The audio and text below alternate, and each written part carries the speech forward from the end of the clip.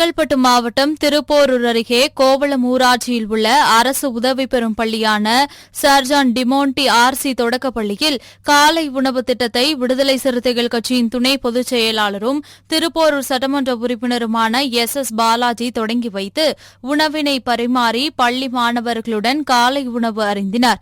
இந்நிகழ்ச்சியில் திருப்போரூர் திமுக ஒன்றிய பெருந்தலைவர் SRL இதயவர்மன், ஊராட்சி மன்ற தலைவர் சோபனா தங்கம் சுந்தர், வட்டார கல்வி அலுவலர் சிவசங்கரன், தலைமை செயற்குழு உறுப்பினர் அன்புச்செழியன், VCக ஒன்றிய செயலாளர் விடுதலை நெஞ்சன், திமுக மாவட்ட இளைஞரணி துணை அமைப்பாளர் விஜயகுமார், ஒன்றிய துணை செயலாளர் ரமேஷ் உள்ளிட்ட பள்ளி ஆசிரியர்கள் பலர் கலந்து கொண்டனர். செங்கல்பட்டு மாவட்டம் செய்யூர் தொகுதி இலத்தூர் ஊராட்சி ஒன்றியம் நெல்வாய்ப்பாளையம், பவுஞ்சூர், விழுதமங்கலம் ஆகிய கிராமங்களில் உள்ள அரசு உதவி பெறும் பள்ளிகளில் முதலமைச்சரின் காலை உணவு திட்டத்தை விடுதலை சிறுத்தைகள் கட்சியின் செய்யூர் சட்டமன்ற உறுப்பினர் பனையூர் பாபு தொடங்கி வைத்து மாணவ மாணவிகளுடன் உணவு அருந்தினார்.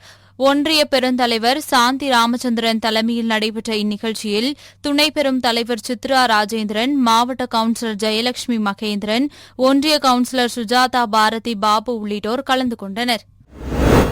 நடைபெற்று முடிந்த நாடாளுமன்ற தேர்தலில் வடசென்னை நாடாளுமன்ற தொகுதியில் திமுக சார்பில் போட்டியிட்ட கலாநிதி வீராசாமி 3.5 லட்சம் வாக்குகள் வித்தியாசத்தில் வெற்றி பெற்றார். இதையடுத்து கொருக்குப்பேட்டை, நேதாஜி நகர், தண்டியார்பேட்டை, பழைய வண்ணாரப்பேட்டை, கிராஸ் ரோடு உள்ளிட்ட பகுதிகளில் வாக்காளர்கள் மற்றும் பொதுமக்களுக்கு வடசென்னை நாடாளுமன்ற உறுப்பினர் கலாநிதி வீராசாமி திறந்த வாகனத்தில் சென்று நன்றி தெரிவித்தார். கிராமப்புறங்களில் விளையாட்டை ஊக்குவிக்கும் வகையில் புதுச்சேரி கூடைப்பந்து கழகம், மேஜிக் கூடைப்பந்து சங்கம், ரவுண்ட் டேபிள் 104 அமைப்பு சார்பில் மாவட்ட அளவிலான கூடைப்பந்து போட்டி பாகூர் தொகுதிக்குட்பட்ட குருவிநத்தம் கிராமத்தில் உள்ள ராமநாதன் கூடைப்பந்து மைதானத்தில் நடைபெற்றது. 4 நாட்கள் நடைபெற்ற இந்த போட்டியில் புதுச்சேரியின் பல்வேறு பகுதிகளில் இருந்து 28 ஆண்கள் அணியும் 4 பெண்கள் அணியும் பங்கேற்றனர். இதையடுத்து இறுதிப் போட்டியில் ஆண்கள் பிரிவில் புல்ஸ் அணி முதலிடத்தையும், பெண்கள் பிரிவில் மேஜிக் பாஸ்கெட் பால் அணி முதலிடத்தையும் பெற்றன. இதனைத் தொடர்ந்து நடைபெற்ற பரிசளிப்பு விழாவில் தொகுதி திமுக சட்டமன்ற உறுப்பினர் செந்தில்குமார் கலந்து கொண்டு போட்டியில் வெற்றி பெற்ற அணிகளுக்கு கேடயம் வழங்கி பாராட்டு தெரிவித்தார். கள்ளக்குறிச்சி மாவட்டம் ரிஷிவந்தியம் ஒன்றியத்திற்கு உட்பட்ட மையனூர் கிராமத்தில் உள்ள புனித மைக்கேல் ஆர்சி துவக்கப் பள்ளியில் காலை உணவு திட்டத்தை மாவட்ட ஆட்சியர் பிரசாந்த் துவங்கி வைத்தார். இந்நிகழ்ச்சியில் ரிஷிவந்தியம் சட்டமன்ற உறுப்பினர் வசந்தம் கார்த்திகேயன் மற்றும் மாவட்ட கல்வி அலுவலர், ஆசிரியர்கள் என பலர் கலந்து கொண்டு மாணவ மாணவிகளுக்கு உணவை பரிமாறி மாவட்ட ஆட்சியரும் மாணவர் மாணவிகளுடன் உணவு அருந்தினார். இன்டர்நேஷனல் சின்கோ கான் கராத்தே பயிற்சி பள்ளி சார்பில் மாநில அளவிலான கராத்தே போட்டி கோவை மாவட்டம் பொள்ளாச்சி பல்லடம் சாலையில் உள்ள தனியார் மண்டபத்தில் நடைபெற்றது. இதில் திண்டுக்கல், திருச்சி, கோவை, திருப்பூர் உள்ளிட்ட பல்வேறு மாவட்டங்களைச் சேர்ந்த 200க்கும் மேற்பட்ட மாணவ மாணவிகள் கலந்து கொண்டனர். Junior, sub junior, senior, super senior என்ற வயது மற்றும் எடை பிரிவுகளின் அடிப்படையில் போட்டிகள் நடைபெற்றது. பின்னர் போட்டியில் வெற்றி பெற்ற மாணவ மாணவிகளுக்கு பரிசு கோப்பைகள் மற்றும் சான்றிதழ்கள் வழங்கப்பட்டது. பெருந்தலைவர் காமராஜரின் 122வது பிறந்த நாளை முன்னிட்டு ஈரோடு அரசு மருத்துவமனை சந்திப்பில் உள்ள அவரது திருவுருவ சிலைக்கு காங்கிரஸ் கட்சியின் மூத்த தலைவர் EVKS இளங்கோவன் தலைமையிலான கட்சியினர் மாலை அணிவித்து மரியாதை செலுத்தினர். பின்னர் செய்தியாளர்களை சந்தித்த அவர், விக்கிரவாண்டி தேர்தலைப் போல வரும் 2026 சட்டமன்ற பொதுத் தேர்தலிலும் திமுக மிகப்பெரிய வெற்றியை பெறும் என்று தெரிவித்தார். விக்கிரவாண்டி தேர்தலிலே திராவிட முன்னேற்றக் கழகம் பெற்ற மிகப்பெரிய வெற்றியானது தமிழகத்தில் ஒரு நல்ல ஆட்சி நடந்து கொண்டிருக்கிறது என்பதற்கு இதுதான் மக்களுடைய ஆதரவை தருகின்ற வகையில் தான் இந்த வெற்றியை தந்திருக்கின்றார்கள். அது மட்டுமல்ல, அகில இந்திய அளவில் கிட்டத்தட்ட 13 இடங்களில் இந்திய கூட்டணி போட்டியிட்டதில் 11 இடங்களிலும் ஒரு சுயேட்சையிலும் காங்கிரசும் அதன் கூட்டணிகளும் வெற்றி பெற்றிருக்கின்றன. பாரதிய ஜனதா கட்சியை பொறுத்தவரையில் 2 இடங்களில் தான் அவர்கள் வெற்றி பெற்றிருக்கின்றார்கள். இது மேலும் மோடிக்கு விழுந்த இன்னொரு அடியாக நான் கருதுகின்றேன். இனிமேல் மோடி அவர்கள் பாராளுமன்றத்திலே பேசும்போது, அதுவும் குறிப்பாக பெண்கள் பேசும்போது எழுந்து ஓடமாட்டார் என்று நான் நினைக்கின்றேன். மயிலாடுதுறை மாவட்டம் சீர்காழி பெஸ்ட் மெட்ரிக் பள்ளியில் JCI சீர்காழி கிரீன் சிட்டி சார்பில் வெற்றி பெற பேசு எனும் தலைப்பில் பள்ளி மாணவ மாணவிகள் தயக்கமின்றி மேடைகளில் பேசுவது குறித்து ஒருநாள் பயிற்சி அளிக்கப்பட்டது. JCI சீர்காழி கிரீன் சிட்டி தலைவர் இன்பராஜ் தலைமையில் நடைபெற்ற இந்நிகழ்ச்சியில் சீர்காழி பகுதியில் உள்ள அரசு மற்றும் அரசு உதவி பெறும் பள்ளி, தனியார் பள்ளி என 11 பள்ளிகளைச் சேர்ந்த 9ஆம் வகுப்பு முதல் 12ஆம் வகுப்பு வரை பயிலும் 276 மாணவ மாணவிகள் கலந்து கொண்டு பயிற்சி பெற்றனர். பின்னர் பயிற்சி பெற்று சிறப்பாக பேசிய மாணவ மாணவிகளுக்கு சீர்காழி நகர்மன்ற தலைவர் துர்கா பரமேஸ்வரி சான்றிதழ்களை வழங்கினார்.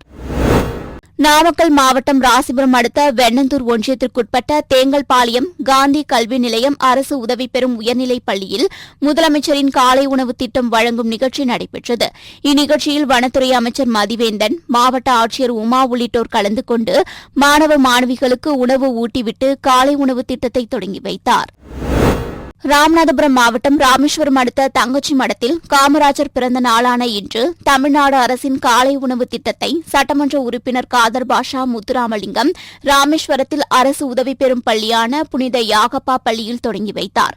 மாவட்ட தொடக்க கல்வி அலுவலர் பிரின்ஸ் ஆரோக்கியராஜ், ஊராட்சி மன்ற தலைவர் குயின்மேரி, ஊராட்சி ஒன்றிய ஆணையாளர்கள் சோமசுந்தர், சங்கரபாண்டி மற்றும் தாளாளர் பிரபு உட்பட அரசு அலுவலர்கள், மக்கள் பிரதிநிதிகள், ஆசிரியர்கள் மற்றும் மீனவ சங்க தலைவர்கள், மீனவ பிரதிநிதிகள் என ஏராளமானோர் கலந்து கொண்டனர். சேலம் மாவட்டத்தைச் சேர்ந்தவர் அப்துல் ரஷீத். இவர் தனது குடும்பத்துடன் தாராபுரத்தில் உள்ள உறவினர் வீட்டிற்கு சென்றுவிட்டு மீண்டும் சேலத்தை நோக்கி காரில் திரும்பிக் கொண்டிருந்துள்ளார். அப்போது நாமக்கல் மாவட்டம் ராசிபுரம் அடுத்த ஆண்டக்கலூர் கேட் பகுதி அருகே முன்னால் சென்று கொண்டிருந்த டிராக்டர் மீது கார் மோதி விபத்துக்குள்ளானது. இதில் அப்துல் ரஷீத் மற்றும் காரில் பயணம் செய்த மூவர் சிறு காயங்களுடன் உயிர் தப்பினர்.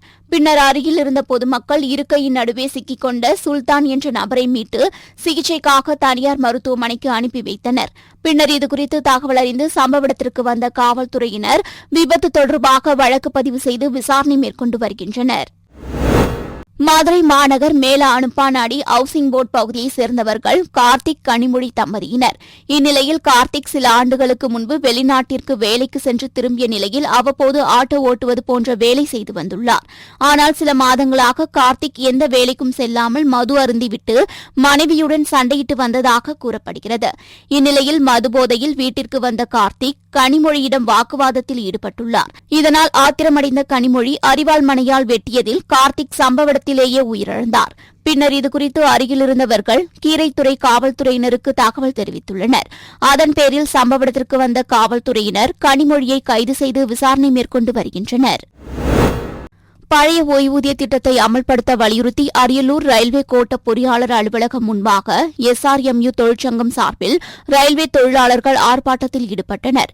இந்த ஆர்ப்பாட்டத்தில் ஒன்றிய அரசு புதிய ஓய்வூதிய திட்டத்திற்கு பதிலாக பழைய ஓய்வூதிய திட்டத்தை அமல்படுத்த வேண்டும், தொழிலாளர் விரோத போக்கு சட்டத்தை வாபஸ் பெற வேண்டும், காலி பணியிடங்களை நிரப்பிட வேண்டும் உள்ளிட்ட பல்வேறு கோரிக்கைகளை வலியுறுத்தி கண்டன கோஷங்களை எழுப்பினர். பெருந்தலைவர் காமராஜரின் 122வது பிறந்த நாளை முன்னிட்டு விருதுநகரில் அவரது இல்லத்தில் உள்ள அவரது திருவுருவ சிலைக்கு மாவட்ட ஆட்சியர் ஜெயசீலன் மாலை அணிவித்து மரியாதை செலுத்தினார்.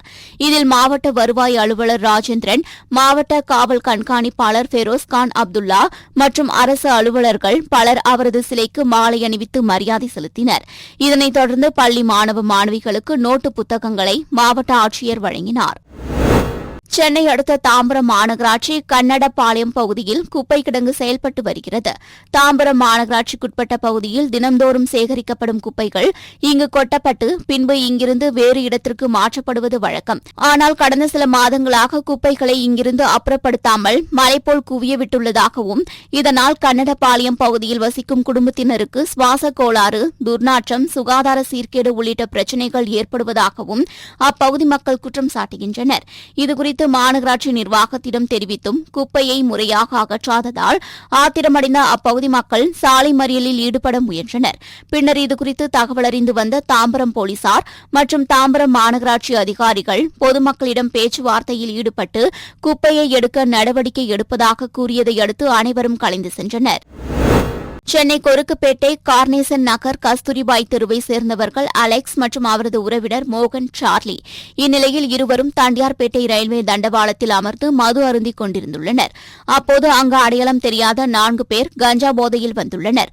அவர்களிடம் அலெக்ஸ் மற்றும் மோகன், சார்லி நீங்கள் யார் என்று கேட்டுள்ளனர். இதனால் ஆத்திரமடைந்த கஞ்சா போதையில் இருந்த மர்ம நபர்கள் மறைத்து வைத்திருந்த கத்தியால் அலெக்ஸ், மோகன், சார்லியை வெட்டியுள்ளனர். இதில் மோகன், சார்லி அங்கிருந்து தப்பி வெளியேறி அருகில் இருந்த தனியார் பள்ளியில் மயங்கி விழுந்துள்ளார். இதனை கண்ட பொதுமக்கள் ஆர்கே நகர் போலீசாருக்கு தகவல் தெரிவித்துள்ளனர். அதன் பேரில் சம்பவ இடத்திற்கு வந்த காவல்துறையினர் அலெக்ஸ் மற்றும் மோகன், சார்லியை மீட்டு அரசு ஸ்டான்லி மருத்துவமனைக்கு கொண்டு சென்றனர். இதில் அலெக்ஸ் மருத்துவமனைக்கு கொண்டு செல்லும் வழியிலேயே உயிரிழந்தார். பின்னர் இச்சம்பவம் குறித்து ஆர்கே நகர் போலீசார் வழக்கு பதிவு செய்து அப்பகுதியில் பொருத்தப்பட்டிருந்த சிசிடிவி கேமரா காட்சிகளை ஆய்வு மேற்கொண்டு மர்ம நபர்களை பிடிக்க வண்ணாரப்பேட்டை துணை ஆணையர் சக்திவேல் தலைமையில் 5 தனிப்படைகள் அமைக்கப்பட்டு தேடி வருகின்றனர். விழுப்புரம் மாவட்டம் செஞ்சி அடுத்த சத்தியமங்கலம் பகுதியில் புதுச்சேரி கிருஷ்ணகிரி தேசிய நெடுஞ்சாலையில் கோழிகளை ஏற்றி சரக்கு வாகனம் ஒன்று சென்று கொண்டிருந்தது. அப்போது எதிரே வந்த இருசக்கர வாகனம் மீது மோதாமல் இருக்க பிரேக் பிடித்தபோது ஓட்டுநரின் கட்டுப்பாட்டை இழந்து சாலையோரம் இருந்த பள்ளத்தில் கவிழ்ந்து விபத்துக்குள்ளானதில் அதில் பயணம் செய்த சந்துரு என்பவர் சம்பவ இடத்திலேயே உயிரிழந்தார். இதையடுத்து அருகில் இருந்தவர்கள் சத்தியமங்கலம் காவல்துறையினருக்கு தகவல் தெரிவித்துள்ளனர். அதன் பேரில் சம்பவ இடத்திற்கு வந்த காவல்துறையினர் பொதுமக்கள் உதவியுடன் சரக்கு வாகனத்தில் சிக்கி ஓட்டுநர் பாக்யராஜ், பாலாஜி மற்றும் ரமேஷ் ஆகிய 3 பேரையும் ஆம்புலன்ஸ் மூலம் திருவண்ணாமலை அரசு மருத்துவமனைக்கு அனுப்பி வைத்தனர். இதனைத் தொடர்ந்து விபத்தில் உயிரிழந்த சந்துரு உடலை மீட்டு செஞ்சி அரசு பொது மருத்துவமனைக்கு அனுப்பி வைத்து விபத்து குறித்து வழக்கு பதிவு செய்து விசாரணை மேற்கொண்டு வருகின்றனர். தேனி மாவட்டம் பெரியகுளம் அரசு மாவட்ட தலைமை மருத்துவமனை எதிரில் செயல்பட்டு வரும் சார் பதிவாளர் அலுவலகத்தில் பத்திரப்பதிவிற்கு வரும் பொதுமக்களிடம் அதிக அளவில் லஞ்சம் பெறுவதாக லஞ்ச ஒழிப்புத்துறை காவல்துறையினருக்கு தகவல் கிடைத்தது. அதன் பேரில் லஞ்ச ஒழிப்புத்துறை காவல்துறை கண்காணிப்பாளர் சுந்தரராஜன், காவல் ஆய்வாளர்கள் ராமேஸ்வரி, ஜெயபிரியா ஆகியோர் தலைமையிலான லஞ்ச ஒழிப்புத்துறையினர் சார் பதிவாளர் அலுவலகத்தில் திடீர் சோதனை மேற்கொண்டனர். இந்த சோதனையின்போது கணக்கில் வராத பணம் கைப்பற்றப்பட்டுள்ளதாகவும் இதுகுறித்து தீவிர விசாரணை மேற்கொண்டு வருவதாகவும் லஞ்ச ஒழிப்புத்துறையினர் தகவல் தெரிவித்துள்ளனர்.